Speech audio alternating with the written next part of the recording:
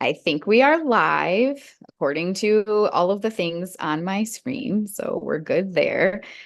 This is our live preview for those of you who are seeing us on social media, whether it's Facebook or Instagram or YouTube. We're doing a quick preview of our February webinar titled Our Behavior Matters, Radical Self-Reflection, Assessing the Behavior of the Implementer. And we have Meg Solomon, Dr. Mari Serda, and Jennifer Ferris here to present with us today. I need to start recording our actual webinar. I'm Dr. Megan, and I'm so excited to invite or have had the opportunity to connect with, I should say, each of our presenters in separate ways throughout the past few years. I think, Jen, I've probably known you the longest, but I'm so thrilled to have the three of you here together with us today and have you accept this invitation to present with us on the work you've been doing for your new book that will be coming out. I don't know if you're planning on talking about that in the presentation or not. Maybe we'll see. And have everyone here at the collective learn more about radical self-reflection, assessing the behavior of the implementer. So I am going to go ahead and turn it over to all of you for this. Like, I'm just so excited about the presentation. I don't even know if I have the right words to describe what is about to happen here. So I guess maybe buckle up. Get ready to learn some things you've probably never thought about before. Well, that's quite the intro. And I think that's the first time that we've heard that, like that Jen, Madi, and I have heard that out loud. So yes, we're really excited for what 2024 has in store. But we had intended on kind of shifting this into a different topic at some point, or like originally. But then with everything that's recently happened, we felt the need that it was maybe time to push a little bit more. So the hope today is to share with everybody the self-assessments that we have been conducting and that we've been conducting these with our staff. We've also been conducting these ourselves, like on ourselves, within ourselves. But we're going to share them with y'all as well. But the hope is to really analyze your own personal biases and your own personal behaviors, your preconceived notions that you don't realize that you are carrying with you, and also just how our inner behavior might interfere with our ability to provide truly compassionate care. And while we're sharing this information, we just felt that it was important to share a little bit more about what we're doing. So Jen and Madi, do y'all have anything that y'all wanted to share about just our opening reflections? I don't want to hop in. If Mari wants to go first, you can. Go ahead. I just want to do a quick land acknowledgement. I know we're everywhere. This is a virtual panel, but just taking a moment to acknowledge the lands that we are privileged to be living on, benefiting from. So just remembering that. I love that so much. Thank you. And we're really inviting you to be in a very vulnerable space with us. And so some of it's going to be real uncomfortable.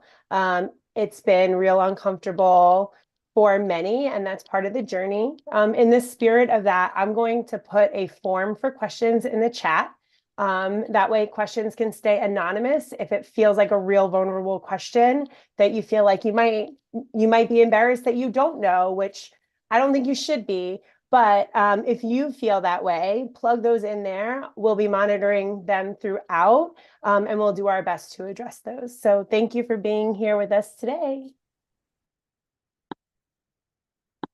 I love that. Y'all are amazing. This is why this is actually our first time, all three of us presenting together, which is kind of crazy to think about too. Okay, so this really does go beyond, this goes beyond more than just like the self-assessments. But as Jen was talking about, this is going to be a really vulnerable space. And this is more of like a calling so that we can truly understand what's happening. We are all ready, I think, especially members of this audience especially are very much aware that there's already a progressive approach to ABA, which Leaf et al. And has, in 2023 published. But we felt as though this wasn't radical enough based on our clinical experience. And so really what our hope is to share what our clinical experience has been, so that, again, what we can show is that there's a radical enough approach that we can take to truly shift where our field is. But that starts with how each of us as practitioners are practicing and how each of us are aware of our own personal behaviors. So this is part of a whole. As Megan mentioned, this is part of a book that we are releasing, which is a curriculum, if you will, but it's not really a curriculum because it's more of a framework. And it's called Reframe. So we are going to be sharing with y'all a little bit about what this is about. So why we decided to do this and why we decided to move forward with it, the history behind each of our stories, essentially, like that we're bringing to the table, and the need for this, right? And I think too, this starts with conversations, right? And it started with Jen and myself also recognizing that as two white women, we often unknowingly center ourselves without centering the learner in the care that they're receiving. And so that was something that we also had to just completely reckon with, I believe, as well. And so with that, there were tons of conversations. There's been tons of revisions. We're currently still editing it as we speak. So just be on the lookout. It's still not quite ready yet. But our hope is to have it to be a very interactive book and model for shifting our practices forward. So again, this framework is something that we're going to be introducing to y'all today. And hopefully we'll have a little bit of data to, well, not hopefully, we have a little bit of data too to support what we're doing. But with that, we'll continue to modify based on what we need to. So thank y'all for being a part of this initial step with us. Jen, Monty, do y'all have anything that y'all wanted to add about Reframe before we get into it? No, I'm excited to jump in. Let's dive in. Okay, let's do it. That's right. You're ready. You got this. Okay, we got this, y'all. Okay, so our learning objectives today, we're going to define what Reframe is. So it's not, all of this is very much behavior analytic, obviously. So we're going to define what this means, how we came to terms with it, our introduction to what this radical assessment process looks like. And I say introduction because the few assessments that are shared, there are 2 assessments that are shared with y'all. There are a lot of assessments that are in this book, mostly because we recognize that a lot of what we need to do, again, depends on how are we responding, which we'll get to in just a second, but how are we truly being responsive to this assessment process, as well as this process of providing care, which is the care of behavior change, right? So it's not a treatment, it's literally a process and a practice. We're going to look at some of the data from, this is again something my staff were amazing and they completed a lot of these assessments themselves. And then they responded to essentially like a survey about what they thought about this assessment process. So we're going to share that data with you. We're not sharing any of their responses. They didn't share any of the responses with me. We don't expect anybody to share responses with us. That's inner behavior for a reason, right? So you can keep it there, but sometimes it's important to write it out for yourself to then reflect upon it and have that permanent product, right? And then we're just going to end with what this really looks like in practice. Okay, cool. We're doing it. Okay. So before we kick this off, I wanted to say that when we say reframe, like we're not like trying to be cute. We're not trying to be catchy. We truly mean like this is like a reframing of how we are doing ABA. And I think that many of us have felt the need for this calling for some time. There's been a lot of just publications about like, hey, this is how we could be more compassionate. This is how we could practice this. So Jen, Madi, and I have been in practice now for several years. We've been doing this now for several years in our clinical practices with our BCPAs, with our behavior technicians, with our learners. So we're essentially sharing with y'all how the three of us in three very different parts of the country have been able to do this. So how familiar is everybody with the term person-centered care? You can just get like a raise of hands or like thumbs up or something in this in the chat. Yeah.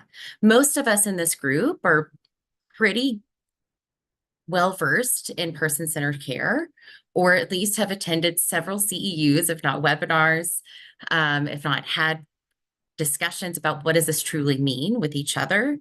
Mostly because like when I look at who I can see right now, I'm like, yeah, I've actually legitimately had like, this is what person-centered care looks like within our framework, right? I've had that conversation with most of y'all. And I would say probably that Jen and Madi have as well, mostly because the three of us have had this conversation so many times. So how confident though are you with culturally responsive care and providing what is truly culturally responsive care?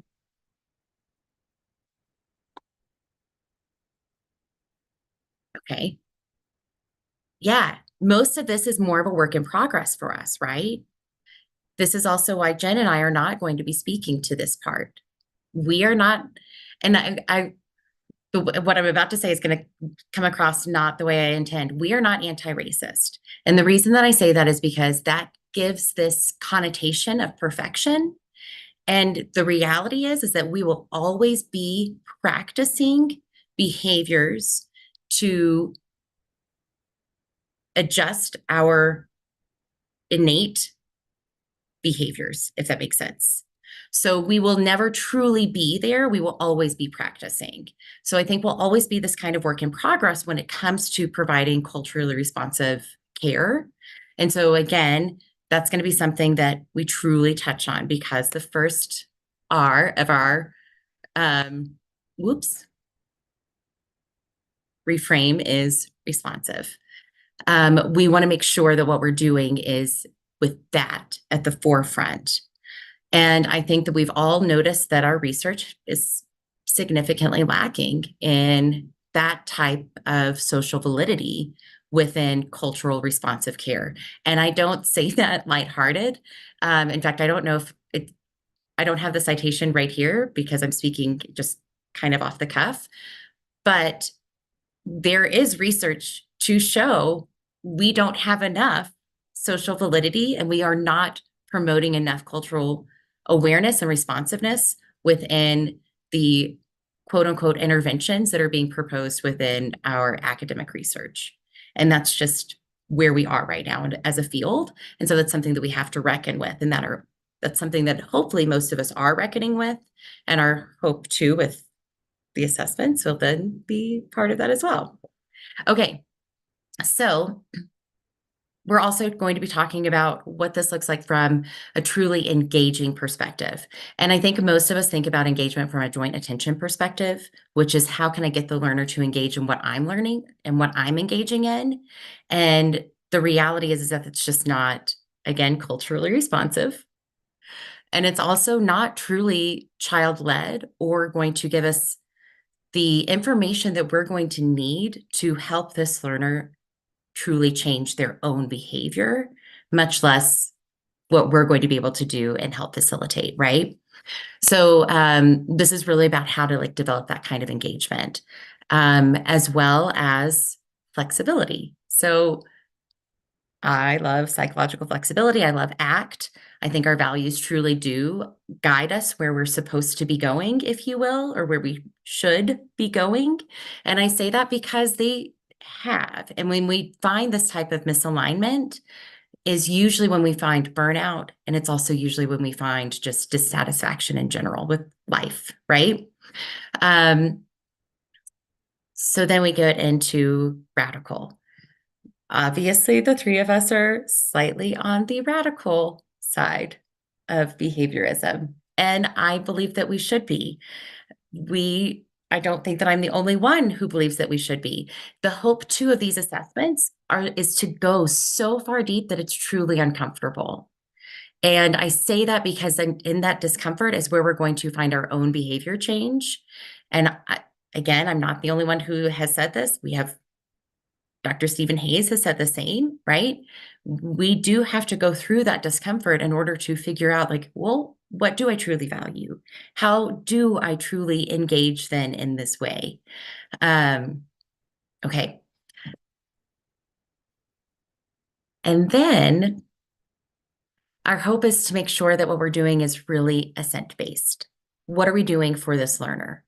How are we ensuring that what we're doing is honoring their current skill level and what they're able to do, rather than trying to push them through with what we're calling reinforcement or differential reinforcement, but is really just withholding, right? Or forcing or pushing through. So how do we do this without that? And then how can we make this meaningful for the actual learner? And then how can we make this truly educational for not only the learner, right, but also for us as implementers, from us as BCBAs to our behavior technicians, as well as anybody who might be in the academic realm. So from working with teachers and administration and paraprofessionals. So that's the outline of Reframe.